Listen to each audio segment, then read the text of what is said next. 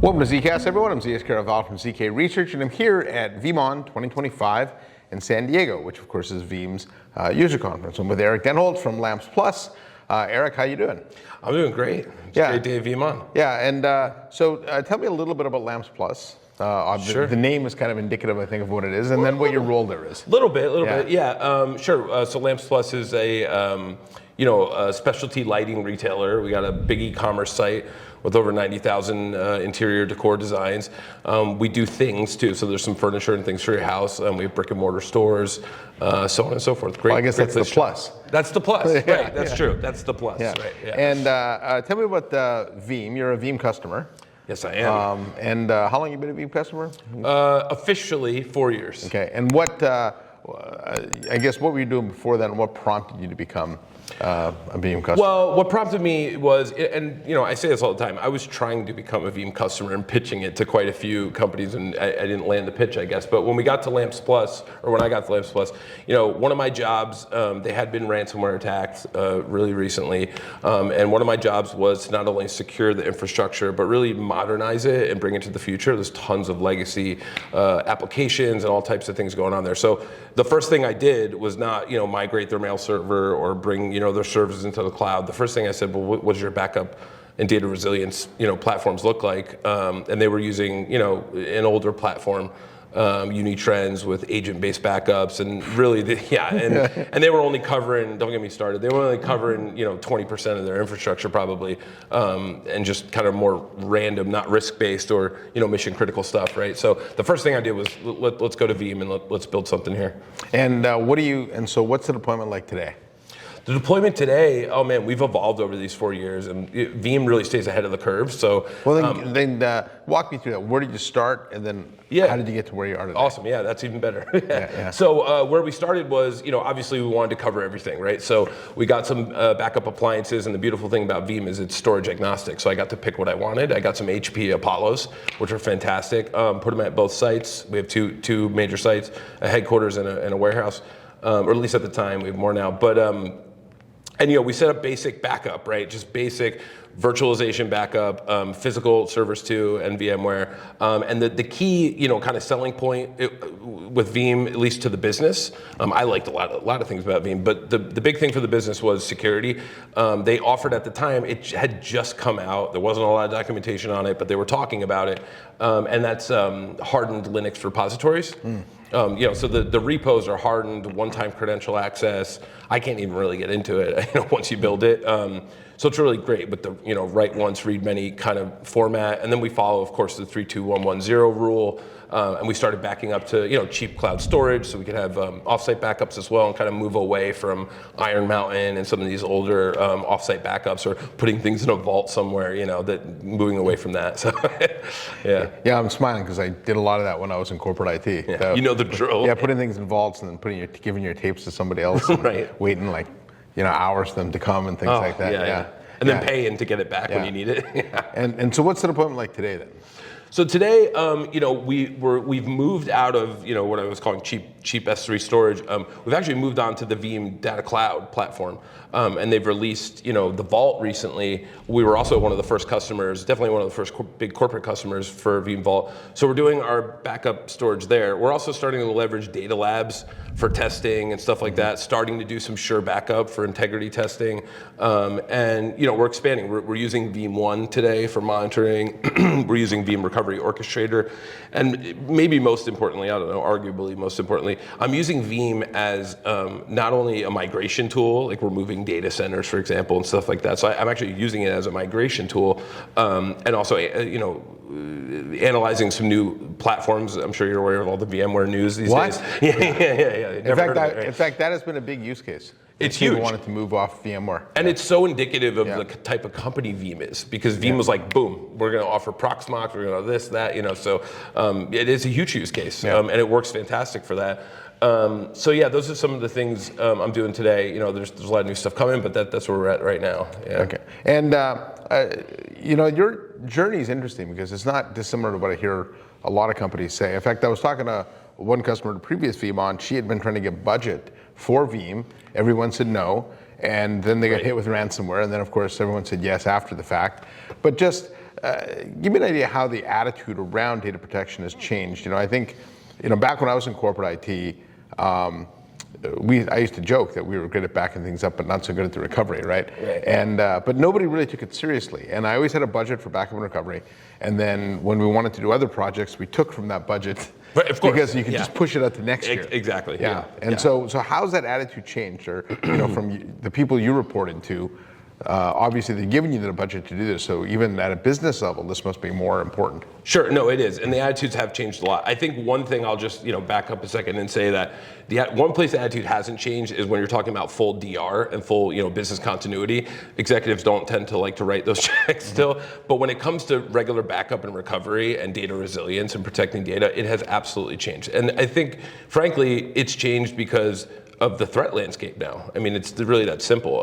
The attacks are increasing every year. They're landing, a lot. And, I think from a security perspective, as it becomes more and more real, where it either impacts your daily life or someone whether it be ransomware, identity fraud, whatever, I think people become more nervous. And, in terms of fighting on the cybersecurity level, which hopefully we can get into too, we have to be right every time in cybersecurity, and a threat actor has to be right once.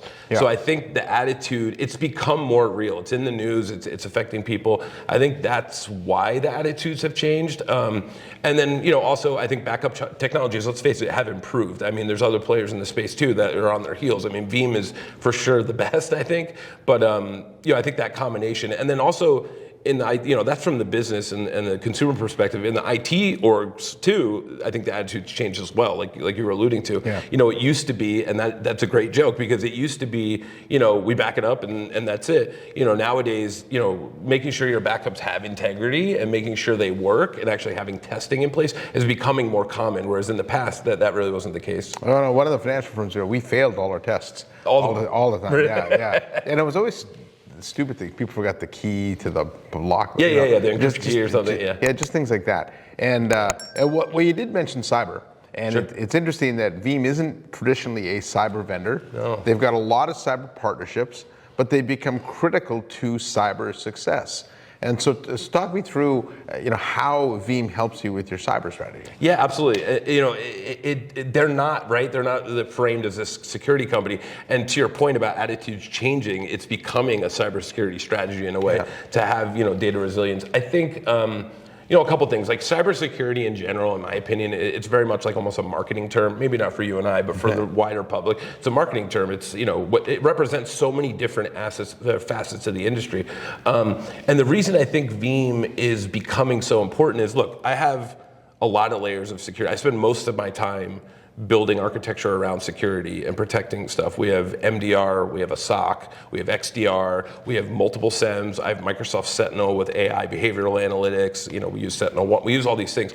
But at the end of the day, a lot of dashboards. Hey, don't get me started on the dashboards. Don't get me started on that. But anyway, and they're all trying to unify their dashboards. But anyway, a lot of stuff. I enjoy it. But at the end of the day, as the threat landscape changes, and as practitioners like us have to really evolve to meet the new, with AI and everything else coming, having these air-gapped immutable repositories, I don't know and I haven't done the research, but I'm reading a lot these days, and I'm up to speed on the industry. I haven't heard of a hack that's broken it. There's some public ones like Stuxnet and some government, sure, but like actual ransomware attacks to a business, I haven't heard of an immutable hardened repository hack. Now, with that said, it doesn't mean they can't take down your business if they get in. It doesn't mean they can't cause disruption. But at the end of the day, how long is that disruption going to be when you have something like Veeam, and a data lifecycle management piece in place, right? So I think that's why it's become more and more important, because it's your last layer of defense, right?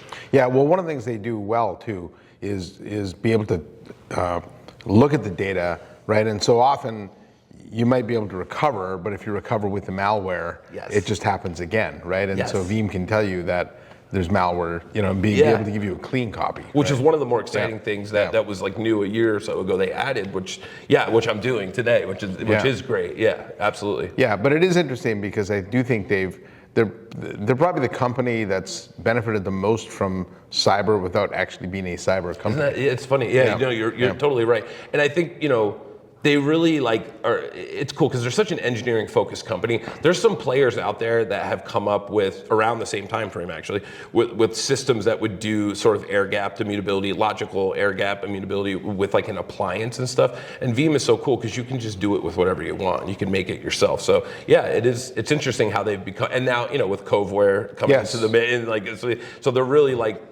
they're fitting into the space. And you're right, it's very interesting how, a backup company essentially, has now become this, cyber resilience, I think is their new term they like to use. Yeah, so. Yeah, well, which is different than data resilience, and I think they're related, but still different. Absolutely. Now this is, what number of VeeamON is this for you? This is VeeamON number 1. Oh, number 1. Believe it or not, yes. Well, so I've been to a few, and there was a ton of announcements made, more than at any other VeeamON I remember. And so were there any that you thought, wow, that's great? Like, what caught your eye here? Absolutely. Come on. Of course there was.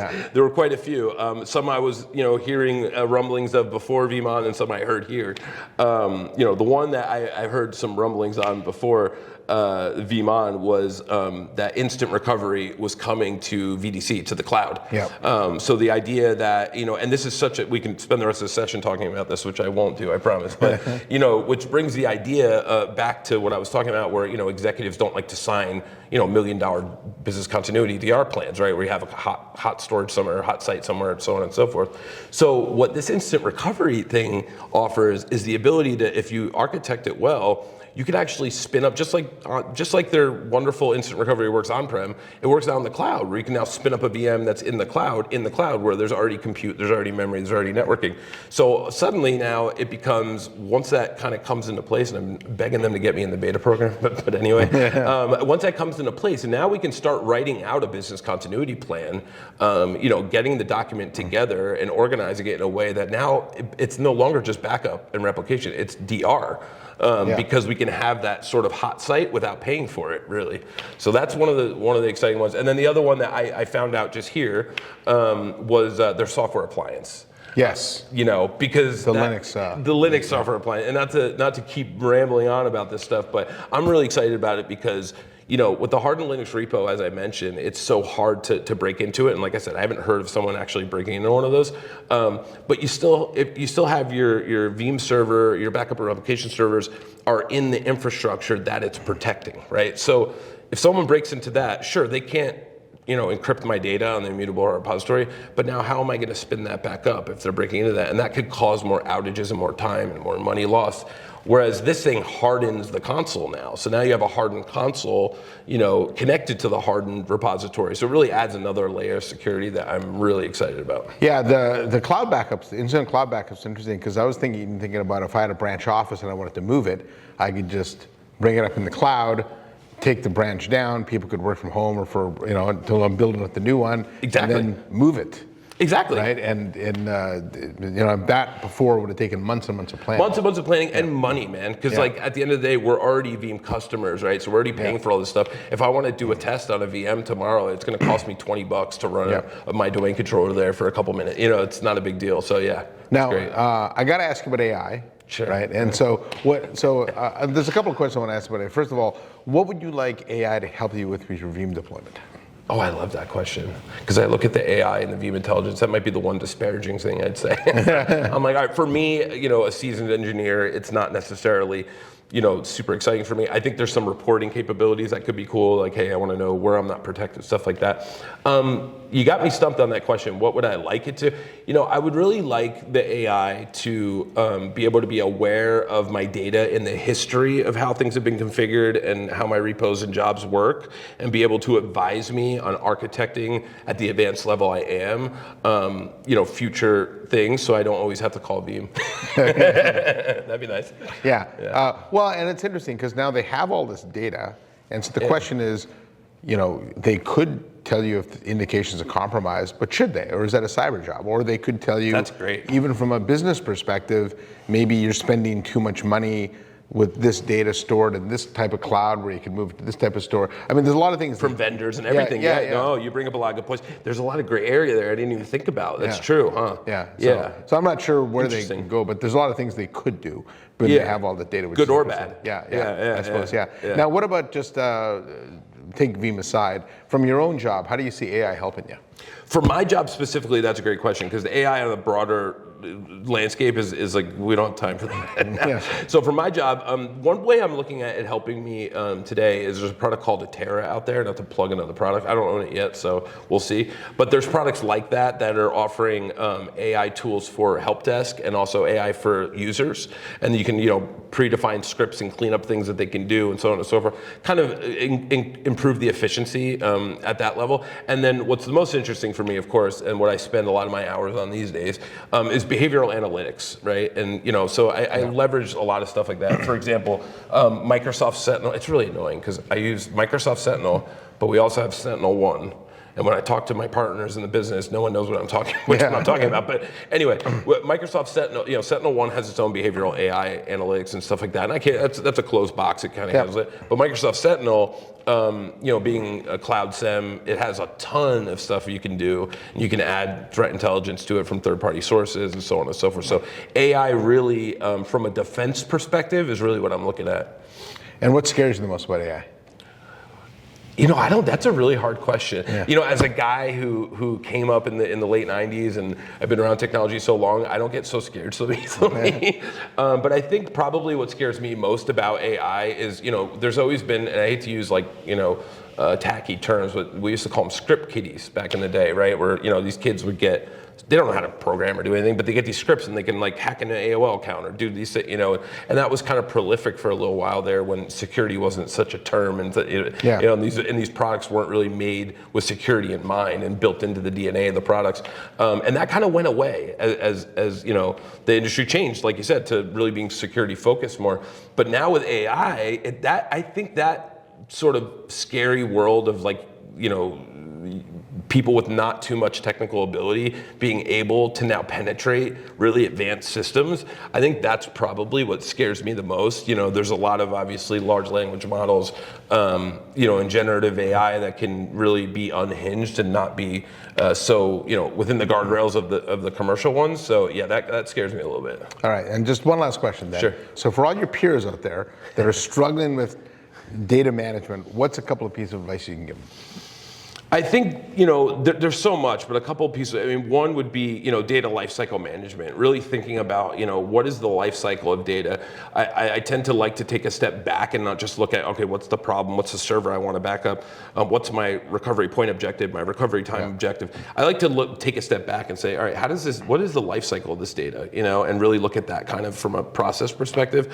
And then, of course, I think my best advice is do your homework on the providers, because when it comes down to it, there's a lot of players in the storage space, but there's only a few that are really good. So you got to do your homework. Yeah. I thought the life cycle of data was create multiple copies of it, scatter it everywhere, and keep it forever. That's the best plan. Yeah. All right. Anything else you want to add? No, I really appreciate the time. I'm happy to be here. Yeah, that was a great interview. It was fun. Appreciate having you. Thanks for having me. So on behalf of Eric Denholtz from Lamps Plus, great place to get lamps and more. That's right, and more, plus. I'm ZKast from ZK Research, and thanks for watching. Hit that subscribe button. I'll see you next time on the next episode of ZKast.